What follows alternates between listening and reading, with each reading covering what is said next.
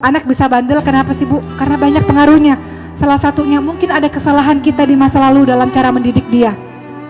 Jadi anak bandel bukan karena diri dia sendiri. Mungkin ada andil kita yang membuat dia bandel seperti itu. Mungkin dia anak bandel, mungkin pertama karena ada makanan haram yang masuk ke dalam tubuhnya. Mungkin bapaknya pernah nyari duit dari harta yang tidak halal, yang kita nggak tahu. Tiba-tiba masuk ke dalam tubuhnya, membuat watak anak itu menjadi anak yang nakal, anak yang bandel. Kesalahan dari orang tuanya. Mungkin dalam proses pengasuhan anak ada yang membuat kita tidak sabar ketika kita marah padanya, kita menyakiti hatinya, kita memukul dia misalnya. Hati-hati kalau pukul tuh Bu, dia akan membekas itu pukulan itu.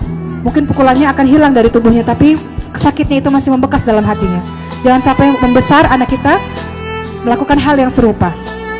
Kita biasa pukul anak kita, ketika dia sudah besar, dia berada dalam lingkaran setan yang juga seperti itu. Dia akan pukul generasi-generasi berikutnya.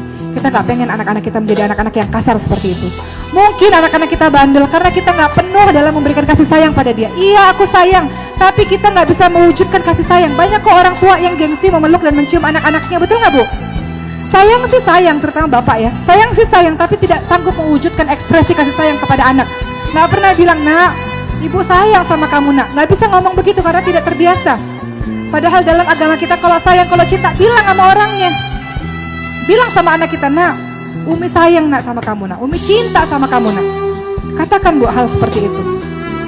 Anak-anak tidak paham, ibu marah karena ibu sayang. Dia tidak paham karena ibu gak pernah bilang ibu sayang sama dia, gak pernah cium, gak pernah peluk. Makanya kata Rasul, ketika ada seorang yang berkata, Rasul, kau menciumi anak-anakmu Rasul. Aku punya 10 anak, aku gak pernah cium. Kata Rasul apa? Man la yarham la yurham. Barang siapa yang tidak menyayangi tidak akan disayangi. Engkau minta anak-anakmu sayang patuh terhadapmu, sementara engkau sendiri tidak memperlakukan anakmu dengan cara seperti itu. Man la yarham la yurham.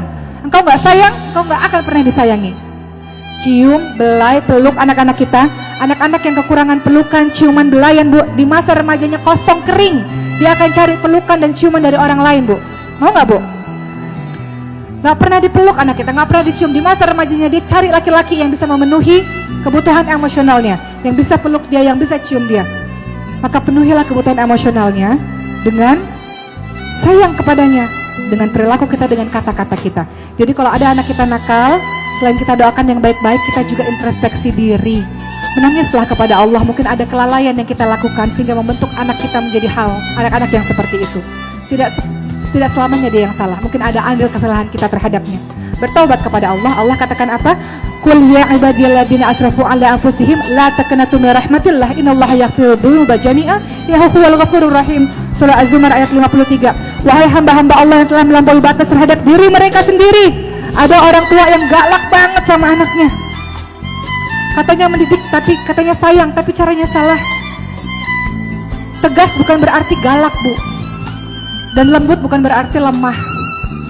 Banyak dari kita yang melakukan kekerasan tanpa kita sadari dengan anak-anak kita. Lewat kata-kata kita, lewat perilaku kita lakukan kekerasan itu.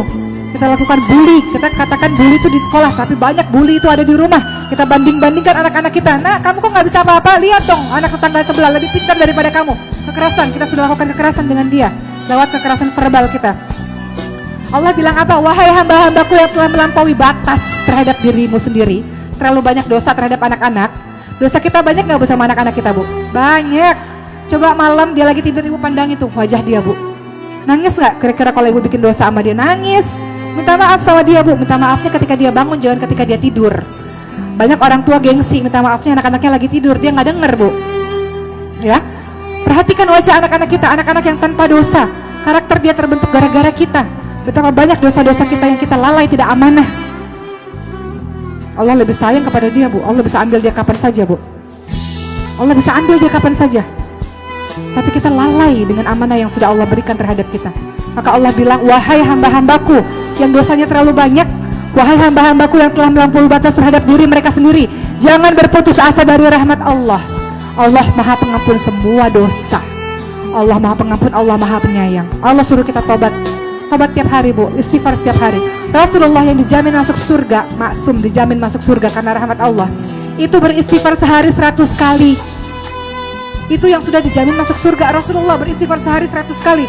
Kita yang gak tahu dosa kita setinggi apa ini, dosa dengan anak-anak kita setinggi apa, kita baik sama orang lain Bu.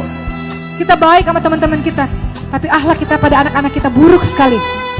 Bahkan anak kita nakal, kita salahkan dia. Padahal kita nggak sadar anak kita nakal karena andil diri kita sendiri.